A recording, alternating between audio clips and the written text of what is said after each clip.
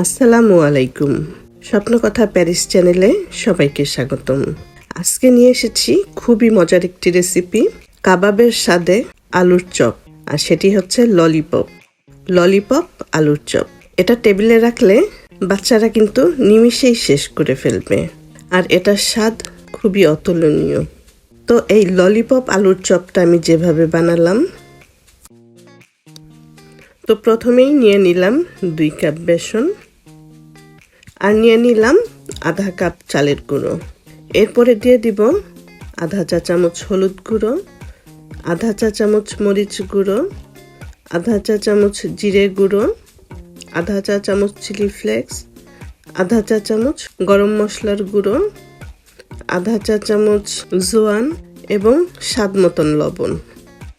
এরপরে সব উপকরণগুলো মিশিয়ে নিয়ে অল্প অল্প করে পানি দিয়ে বেটারটা তৈরি করব। আর বেটারটা একটু ঘন টাইপের হবে। আমি কিন্তু এখানে কোনো বেকিং পাউডার বা খাবার সোডা ইউজ করিনি। এগুলো ছাড়া যদি ভালোভাবে হয় তাহলে আর দরকার কি। তো বেটারটা আমার তৈরি করা হয়ে গেছে। তো এখন চুলায় একটি ফ্রাই প্যান বসিয়ে দিয়ে দিব 1 টেবিল চামচ ঘি, আর দিয়ে দিলাম 2টা পেঁয়াজ কুচি। তো পেঁয়াজটা একটু ভেজে ব্রাউন করে নিতে হবে। তো পেঁয়াজটা আমার ভাজা হয়ে গেছে। এখন এই পেঁয়াজটা একটু সাইড করে এর মধ্যে দিয়ে দিব 1 চা চামচ চিলি ফ্লেক্স, সামান্য পরিমাণে হলুদ, চাইলে এটা স্কিপ করতে পারেন। দিয়ে দিলাম 1 চা চামচ জিরে গুঁড়ো, আধা চা চামচ গরম মশলা গুঁড়ো, আর স্বাদ মতন লবণ। এগুলো দিয়ে এখানে আমি আলু মেশ করে রেখেছিলাম, তো সেই আলুটা এই মশলার মধ্যে দিয়ে দিব। আর দিয়ে দিলাম আধা কাপ বেরেস্তা। এটা যেহেতু আমরা কাবাবের স্বাদে বানাচ্ছি, তো এজন্য কিন্তু এই উপকরণগুলো অবশ্যই দিতে হবে। আপনি চপ খাবেন কিন্তু মনে হবে কাবাব খাচ্ছেন। তো এখান থেকে একটি উপকরণ বাদ গেলে সেই স্বাদটা আর পাবেন না। তো সবগুলো উপকরণ দিয়ে ভালো করে নেড়ে চেড়ে আলুটা আমি একটু ভেজে নিব। এরপরে দিয়ে দিব ফ্রেশ ধনে পাতা দিয়েও আবার মিশিয়ে নিয়ে ভেজে নিব।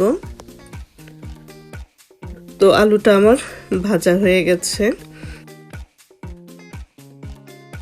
আমি একটি অ্যালুমিনিয়াম পেপার নিয়ে নিলাম, আর এর মধ্যে আলু সমান করে পাতলা করে দিয়ে দিলাম।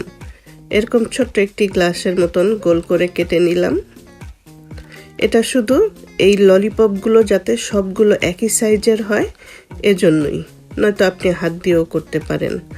তো এরপরে দিয়ে দিলাম এটা কফি নাড়ার কাঠি, আপনি চাইলে আইসক্রিমের কাঠিও দিতে পারেন। তো কাঠিটা দিয়ে উপরে ডিমের স্লাইস দিয়ে দিলাম।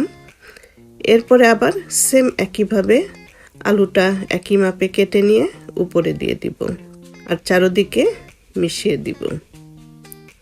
তো আমি আরেকটি করে দেখাচ্ছি, সেই একইভাবে আলু গ্লাস দিয়ে কেটে নিয়ে কফির কাঠিটা দিয়ে এরপরে ডিমের স্লাইস দিলাম, তারপরে আবার আলুর পুরটা দিয়ে দিলাম। তো এরকম করে আমি সবগুলি বানিয়ে নিব। তো কিছু ললিপপ বানাবো আর কিছু নর্মাল চপ বানাবো। এরপরে এটা আমি ফ্রোজেন করব। তো ফ্রোজেন করার পরে দেখতে পাচ্ছেন এখনো কি সুন্দরভাবে এগুলি উঠে যাচ্ছে। আর এই অবস্থায় আপনারা এটা অনেক দিন পর্যন্ত ফ্রোজেনে রেখে খেতে পারবেন, যে একসাথে বেশি করে বানিয়ে রাখলে যখন ইচ্ছা তখন ভেজে নিতে পারবেন। তো বারবার বানানোর ঝামেলা থেকে রেহাই পাওয়া যাবে। তো এই তো আমি কিছু ললিপপ বানিয়ে নিয়েছি আর কিছু নর্মাল চপ বানিয়ে নিয়েছি, এবং সবগুলি একই সাইজের। তো এরকম ললিপপ আলুর চপ যদি টেবিলে থাকে তাহলে আর বাচ্চাদের বলতে হবে না খাওয়ার জন্য, তারা সবার আগে এটাই নিয়ে নিবে। তো এরপরে যে আমি বেসনটা গুলিয়ে রেখেছিলাম, সেই বেসনের মধ্যে এই ললিপপটা দিয়ে চারদিকে বেসনটা মেখে তেলে দিয়ে দিব। তেলটা গরম হয়ে গেছে, এখন চুলার হিটটা লো করে এরপরে আমি ললিপপগুলো দিয়ে দিব। তো সাথে সাথে দিব না, একটা দিয়ে একটু অপেক্ষা করব, এরপরে আরেকটি দিব, যাতে একটার সাথে আরেকটা না লেগে যায়। তো আর একসাথে সবগুলো দিব না, আমি একসাথে 4টা দিব। তো 4টা ললিপপ আমি ভেজে নিব। যেহেতু আলুটা ভাজা, শুধু বেসনটাই হবে, তো বেশি সময় লাগবে না এটা ভাজতে। শুধু উপরের কালারটা ব্রাউন হয়ে গেলেই ভাজা হয়ে যাবে। তো আমি উল্টে পাল্টে একটু ভেজে নিব। তো আলুর চপের ললিপপটা ভাজা হয়ে গেছে, এখন আমি এটা তুলে নিব।